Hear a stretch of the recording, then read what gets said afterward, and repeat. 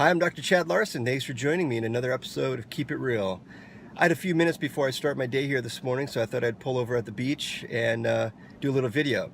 So when a person comes in to see me and they have a whole list of issues that they want us to address, there's just a handful of things that if it's in their list, it goes right to the top in my book. And one of those things is anemia.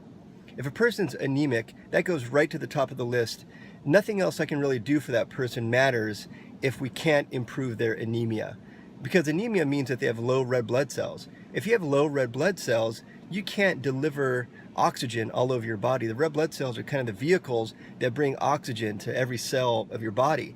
And if we can't oxygenate your cells, you can't make energy. If you can't make energy, nothing else I can do for you is going to really matter that much. And so if you can't deliver oxygen, then one of the most common symptoms is fatigue. That's the number one symptom of deficiency of red blood cells and anemia is fatigue, because you can't make energy in all your cells, so the body's just going to feel really, really tired all the time. But there's lots of other symptoms that can go along with anemia, like sleep disturbances. There could be mood disorders. There can be cognitive issues where the brain just doesn't, you feel like you have kind of foggy brain and you just can't think through regular tasks that you're normally very, very good at. So anemia is a really, really key problem that goes right to the top of the list.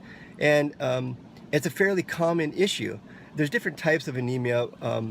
The one that I'm going to speak a little bit here for a moment is iron deficiency anemia. There's other types of anemia like B12 anemia, folate anemia, copper anemia. There's other nutrients that can be deficient that lead to low red blood cells, but iron is probably the most well-known one and well understood one. And so there's a recent study out of Belgium that was published in the journal, European Journal of Endocrinology. And it's a fairly recent study. What they did is they looked at pregnant women, and they found out that 35% of pregnant women in their first trimester had iron deficiency. And that's a major problem because the need for iron goes up several times when a woman is pregnant. There's a much higher requirement of oxygen and other important reasons to have normal red blood cells. So it goes up pretty dramatically, and the need for iron goes up pretty dramatically during pregnancy. And so what they found out is iron deficiency anemia in pregnant women could lead to other problems. There could be problems with the fetus if there's not proper oxygenation. There can also be problems with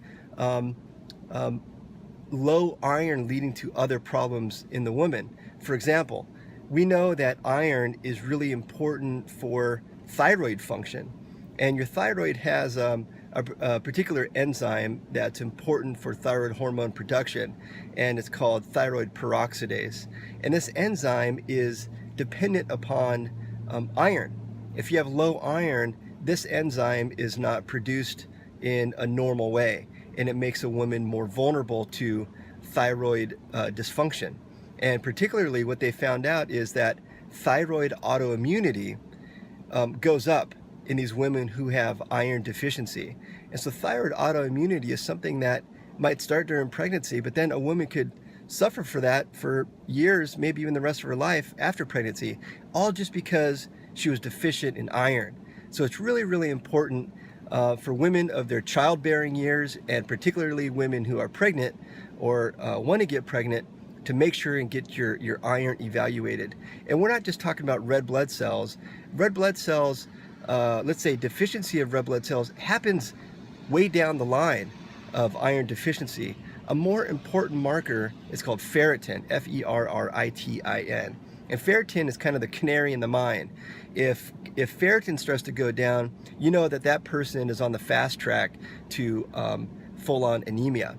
But sometimes it's not going to show up just in the red blood cell. So encourage your doctor to not just check for your complete blood count, your CBC, which includes your red blood cells, but you have to look at ferritin as well, because you can find anemia even before it starts.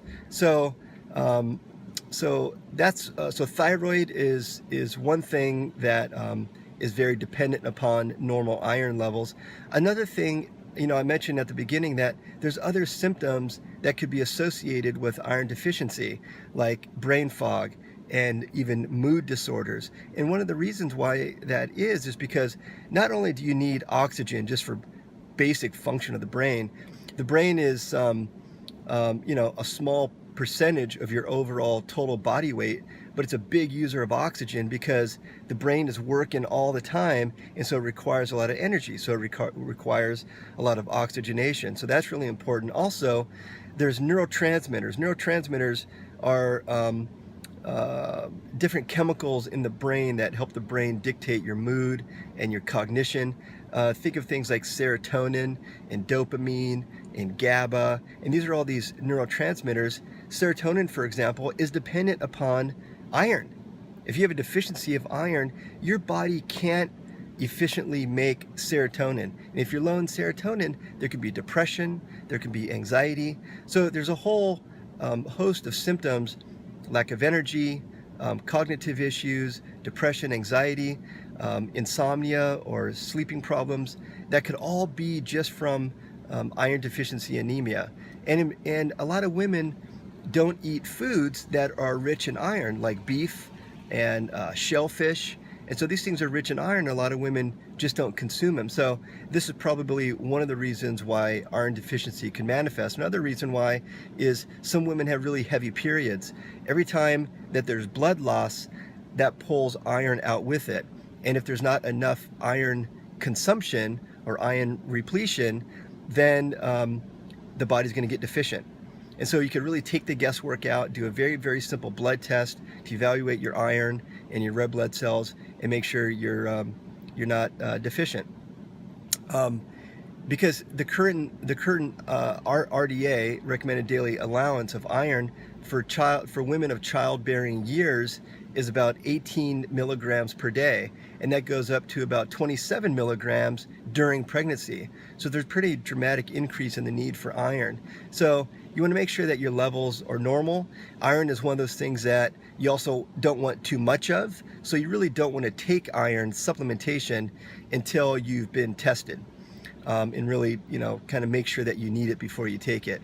And like I've mentioned in other episodes on the show, not all forms of nutrients are created equally. And so you want to get a very high quality form of iron. In my experience, the highest quality form of iron is iron bisglycinate. And iron bisglycinate is it's a very, very highly absorbable form of iron. There's other, let's call them cheaper forms of iron that you have to take much, much higher amounts because they're very poorly absorbed, and oftentimes they lead to constipation. And iron bisglycinate is so well absorbed, it doesn't cause that constipation issue.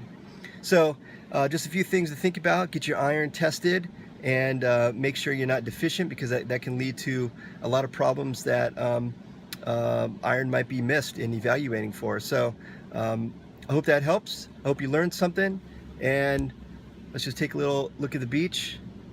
It's a great way to start the day. I'll talk to you soon. Until then, keep it real.